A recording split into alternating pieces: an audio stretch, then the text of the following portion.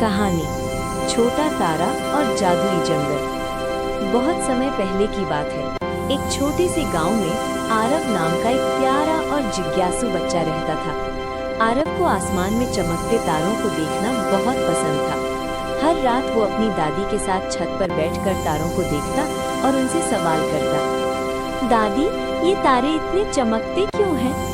दादी मुस्कुराकर कहती, हर तारे के अंदर एक कहानी होती है बेटा। आरव को ये बात बहुत अच्छी लगती। वो सोचता, काश मैं भी किसी तारे से मिल पाता। एक अजीब रात। एक रात जब आसमान बहुत साफ था और तारे बहुत चमक रहे थे, तभी अचानक एक तारा बहुत तेज चमका और धरती की ओर गिरने लगा। दादी देखो, तारा गिर रहा है, आरव चिल्लाया।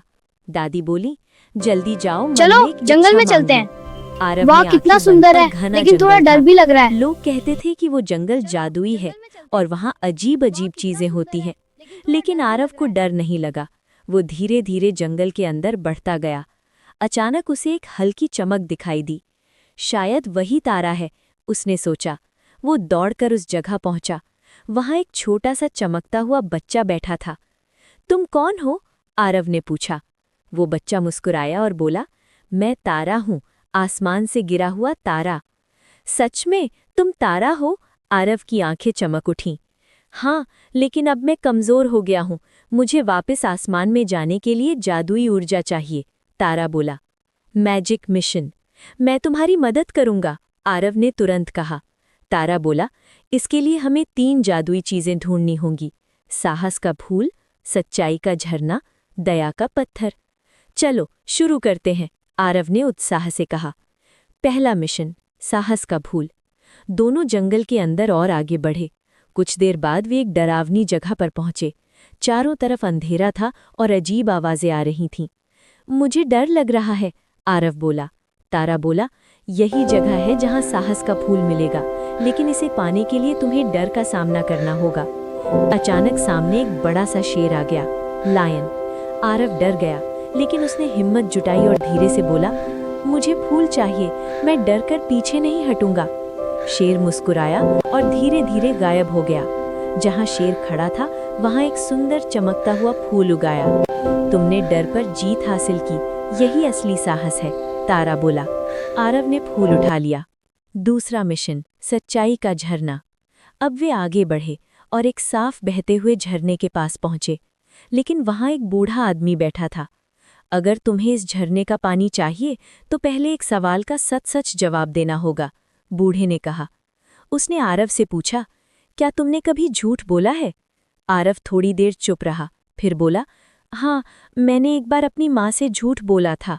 बूढ़ा मुस्कुराया। सच्चाई बोलना ही सबसे बड़ी ताकत है।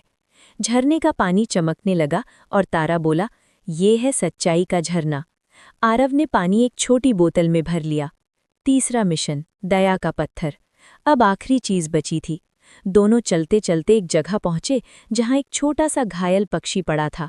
आरव ने तुरंत उसे उठाया, उसके घाव साफ किए और उसे पानी पिलाया। तारा बोला, तुम्हें जल्दी पत्थर ढूंढना चाहिए। आरव बोला, नहीं, पहले इसे ठीक करना जरूरी है। जैसे ही पक्षी ठीक हुआ, वो चमकने लगा और एक सुंदर पत्थर में बदल गया। ये है दया का पत्थर, तारा बोला। वापसी का समय। अब तीनों चीजें पूरी हो चुकी थीं। तारा बोला, अब मैं वापस आसमान में जा सकता हूँ। जैसे ही आरव ने तीनों चीजें एक साथ रखी, एक तेज रोशनी फैली। तारा धीरे धीरे ऊपर उछने लगा। धन्यवाद आरव, तुमने मुझे बचाया, आरव ने कहा। तुम मेरे दोस्त हो, मैं तुम्हें कभी नहीं भूलूंगा।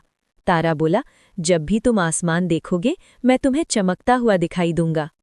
कहानी की सीख। आरव वापस अपने गांव लौट आया। अब वो पहले से ज्यादा समझदार और बहादुर हो चुका था। उसने सीखा, साहस डर का सामना करने से आता है, सच्चाई सबसे बड़ी ताकत है, दया सबसे बड़ा जादू है। हर रात वो आसमान की ओर देखता और मुस्कुराता, क्योंकि उसे पता था उसका दोस्त तारा अब भी उसे देख रहा है।